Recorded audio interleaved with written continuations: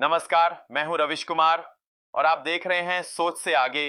वो आवाज जो बिकती नहीं, जो डरती नहीं और जो सत्ताधारियों की आंखों में आंख डालकर सवाल करती है। दोस्तों, जब देश की सबसे बड़ी अदालत सुप्रीम कोर्ट इतिहास लिख रही थी, गोदी मीडिया क्या कर रहा था? किसी बाबा के नए प्रोडक्ट का रिव्यू, किसी मंत्री के सूट की कटिंग स्टिचिंग पर बहस, या फिर नेताजी की मुस्कान में छुपी विकास की लहर ढूंढ रहा था। जब जज संविधान पढ़ रहे थे, ये एंकर भक्त गाथा सुना रहे थे, अदालत में लोकतंत्र की धड़कन सुनाई दे रही थी, टीवी स्टूडियो में सिर्फ सत्ता की ताली बज रही थी, क्योंकि गोदी मीडिया का काम अब जनता को खबर देना नहीं है। उसका काम है आपके दिमाग को एक ही दिशा में मोड़ना। जिस खबर को पूरे देश को सुनना चाहिए था, जिस पर बहस होनी चाहिए थी, उसे दबा दिया गया। क्यों?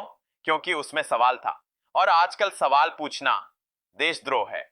आज का सवाल यही है, जब अदालत सत्ता की नब्ज पर उंगली रखती है, तो क्या न्यूज चैनल भी सच दिखाएंगे, या फिर आपको यह बताएंगे कि मोदी जी को धूप में कितना पसीना आया?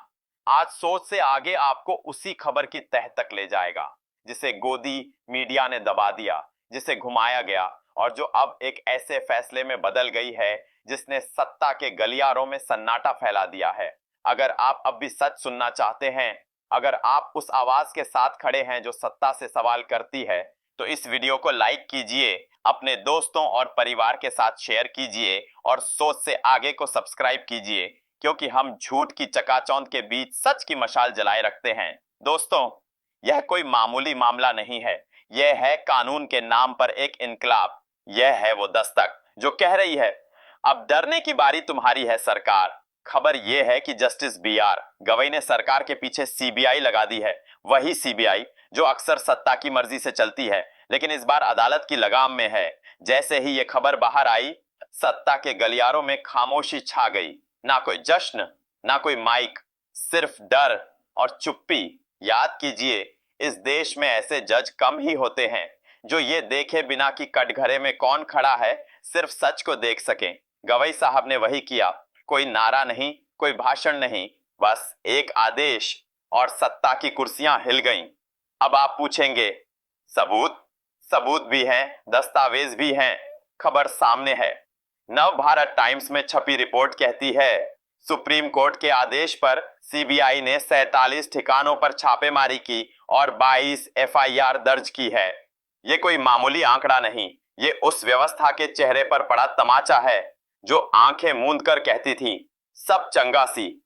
दिल्ली एनसीआर के बिल्डरों और वित्तीय संस्थानों ने मिलकर हजारों होम बायर्स को ठगा, जिन्होंने अपनी जिंदगी की कमाई एक घर के सपने में लगा दी। उन्हें मिला धोखा, और ये सब सरकार की नाक के नीचे हुआ, या कहें सरकार की मर्जी से हुआ। शिकायतें होती रहीं, लोग थानों के चक्कर काटते रहे, सरकार से गुहार लगाते रहे, लेकिन सरकार चुप रही। क्यों? क्योंकि शायद चढ़ावा चढ़ा था, या फिर बिल्डरों के साथ कुछ और लेन देन था। और जब सरकार सो रही थी, अदालत जागी। गवई साहब ने आदेश दिया, रेड मारो, गिरफ्तारी करो, किसी को मत देखो कि वो कौन है, किस कुर्सी पर बैठा है। नाम है सबवेंशन स्कीम घोटाला। नाम में स्कीम, काम में स्कैम। ईएमआई फ्री घर का सपना दिखाकर लोगों को कर्ज और कोर्ट कचहरी का गुलाम बना दिया गया। ये घोटाला 2014 से चल रहा था। हजारों खरीदार डिफॉल्टर हो गए, किसी की शादी टूटी, किसी की नौकरी गई, किसी ने आत्महत्या कर ली, लेकिन बिल्डर बच निकले, दिवालिया होकर, साफ सुथरे बनकर। अब सवाल ये है, क्या सरकार को ये सब पता नहीं था? क्या इतने सालों तक शिकायतें आईं और फिर भी कुछ नहीं हुआ? अब सवाल ये है, क्या सरकार को ये सब पता नहीं था? क्या इतने सालों तक शिकायतें आईं और फिर भी कुछ नहीं हुआ? या सरकार खुद इस खेल में शामिल थी? आज जो हुआ है वो सिर्फ एक रेड की कहानी नहीं है, ये इस पूरे सिस्टम का आईना है, जहां सपनों को बेचा जाता है, उन्हें लूटा जाता है और फिर अदालत के हवाले छोड़ दिया जाता है। अब देखना है, क्या ये छापेमारी और एफआईआर वाकई मास्टरमाइंड तक पहुंचेगी, या फिर ये भी अगली हेडलाइन में दब जाएगी। दोस्तों, लोकतंत्र अदालतों से नहीं, जनता की आंखों से जिंदा रहता है। अगर आप अब भी चुप रहे, तो अगला शिकार आप हो सकते हैं। आप देख रहे थे सोच से आगे। अगर आपको लगता है कि इस देश में अभी भी सच बचा है, तो इस वीडियो को लाइक कीजिए, शेयर कीजिए और सब्सक्राइब कीजिए, क्योंकि सवालों से ही लोकतंत्र सांस लेता है, तालियों से नहीं।